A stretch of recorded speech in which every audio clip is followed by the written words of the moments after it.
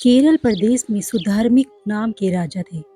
धर्म पूर्वक चलना, प्रजा का पालन करना और भगवान के नाम का जप करना ही उनका स्वभाव था। उनके यहाँ चंद्रहास जी ने जन्म लिया और जन्म लेते ही वो कृष्ण नाम उच्चारण करने लगे। चंद्रहास जी के जन्म की खुशी में राज्य में आनंद उत्सव मनाया जाने लगा।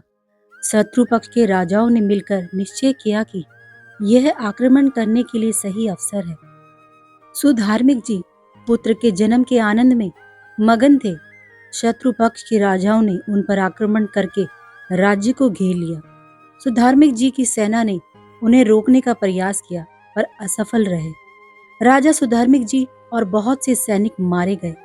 इसके बाद राजमहल को भी घेर लिया गया ताकि कोई भी बच के ना जा सके। राजमाता ने दाई माँ को चंद्रहास जी की जान बचाने को कहा।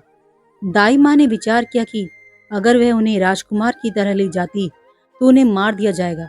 दाई माँ ने झाड़ू पोछा लगाने वाली सेविका का रूप लिया और कुछ दोने पत्तलों के नीचे चंद्रहास जी को छुपाकर बाहर निकली। सैनिकों ने ऊपर से देखा तो वह बोली कि यह राजघराने के कुछ झूठे पत्तल आदि है, तो सैनिकों ने उन्हें जाने दिया। वो चंद्रहास जी को लेकर भाग गई और कुंतलपुर पहुंची। उन्होंने वहां के मंत्री दृष्ट बुद्धि से प्रार्थना की कि मैं सेवा कला में बड़ी प्रवीण हूँ और कृपा करके मुझे उस समय के लिए महल सेवा में रख लिया जाए। उन्होंने चंद्रहास जी को अपना पुत्र बताया। उनकी परीक्षा ली गई। राजघराने की सेविका होने के कारण वो परम प्रवीण थी। उन्हें सेवा में रख लिया गया। उन्होंने अपना असली परिचय किसी को नहीं बताया। जब चंद्रहास जी 3 वर्ष के हुए तब दाई माँ की मृत्यु हो गई। अब उनकी देख रेख करने वाला कोई नहीं था। उनके मुख पर हर समय कृष्ण कृष्ण नाम चलता रहता था। अब वे गलियों में भटकने लगे।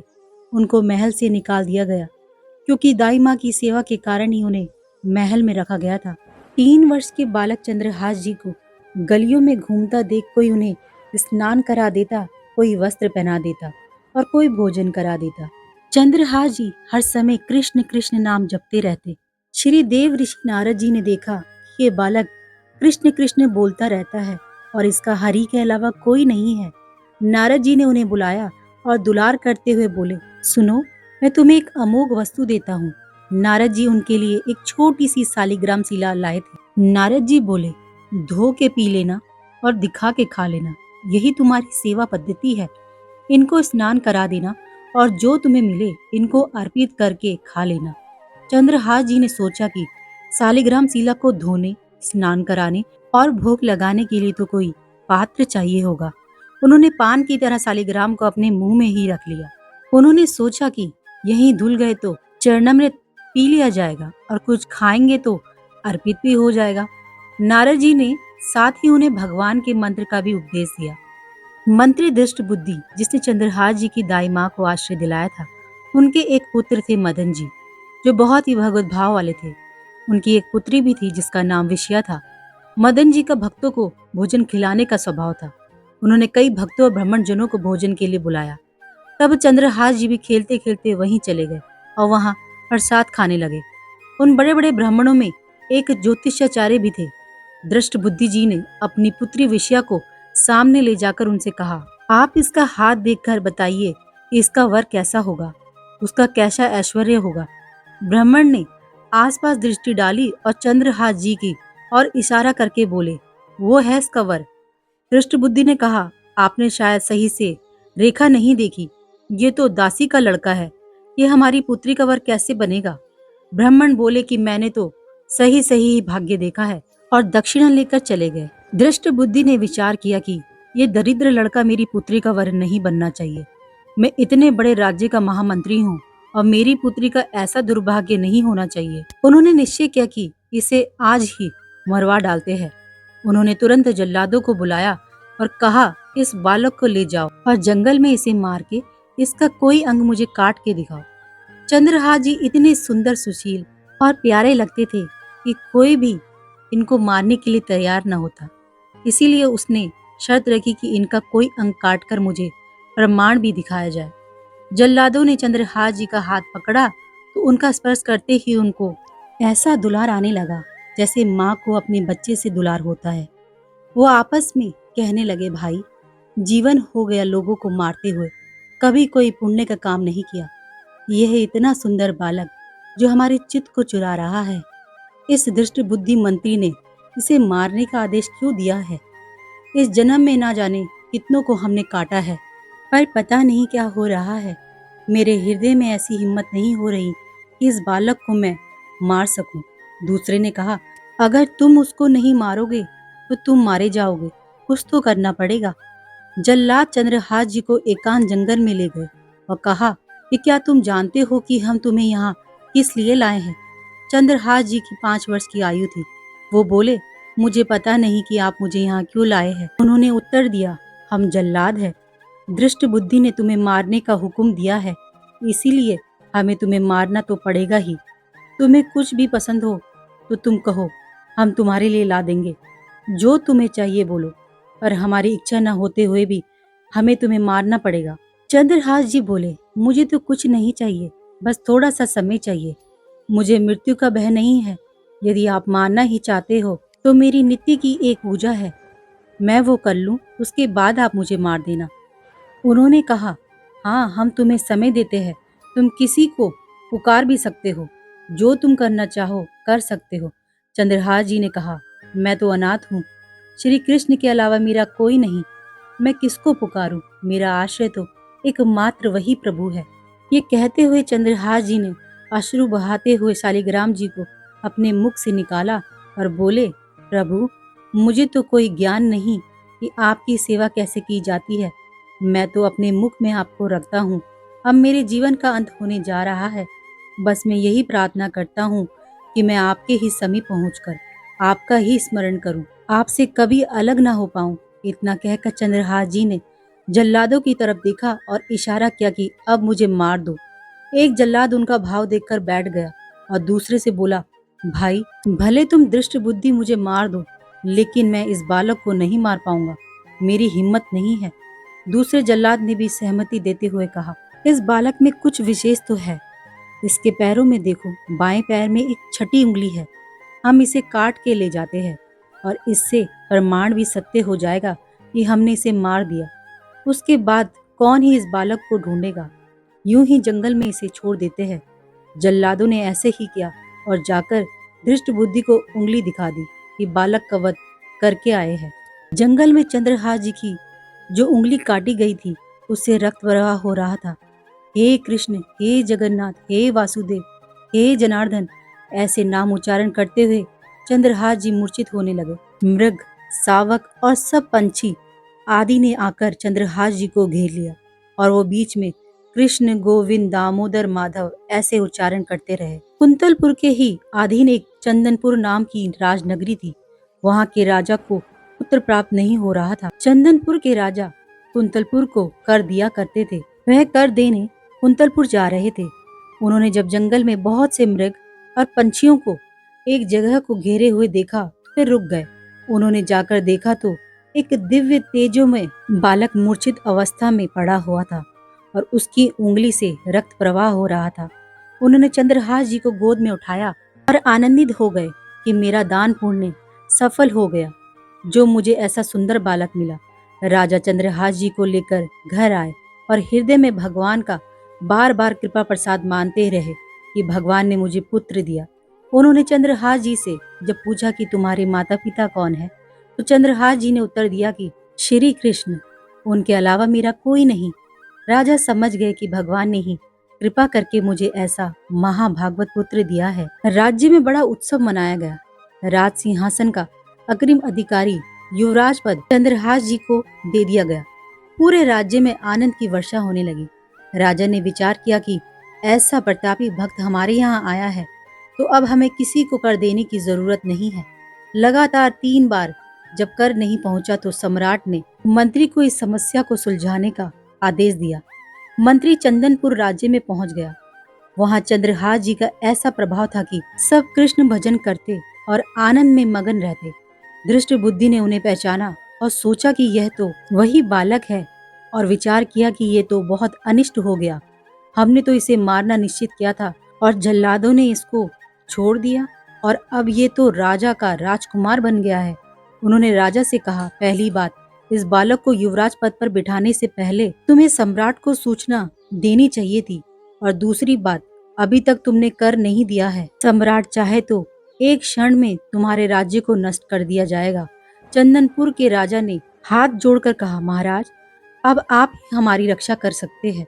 मंत्री के मन में था कि किसी भी तरह चंद्रहास जी को मरवाना पड़ेगा, क्योंकि ब्राह्मण ने बताया था कि वह ही उसकी पुत्री का वर बनेगा।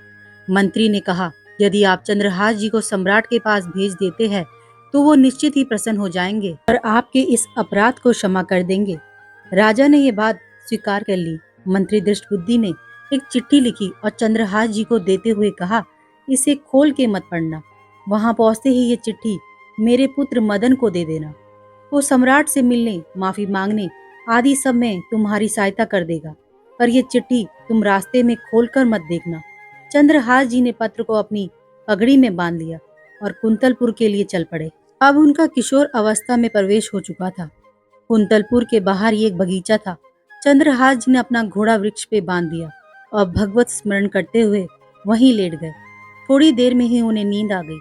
कुछ समय पश्चात दृष्टि बुद्धि की वही पुत्री, जिसका ज्योतिषाचार्य के अनुसार चंद्रहास से विवाह होना था, अपनी सहेलियों के साथ वहां आई। घोड़ा बंधा देखकर उन्हें ज्ञात हुआ कि कोई यात्री भूल से राजवाटिका में आ गया है। उनकी नजर सो रहे चंद्रहास जी पर पड़ी।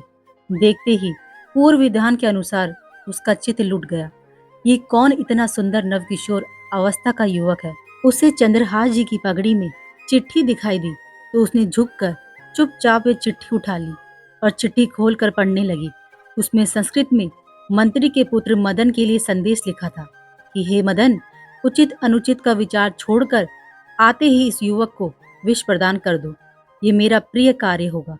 मंत्री की पुत्री को बड़ा दुख हुआ कि पहली ही दृष्टि में इन्हें सोता हुआ देखकर मेरे प्राण समर्पित हो गए, लेकिन पिताजी तो इतने सुंदर नवकिशोर को विष देने की बात लिख रहे हैं। उन्होंने काजल लिया और विष को विषया कर दिया।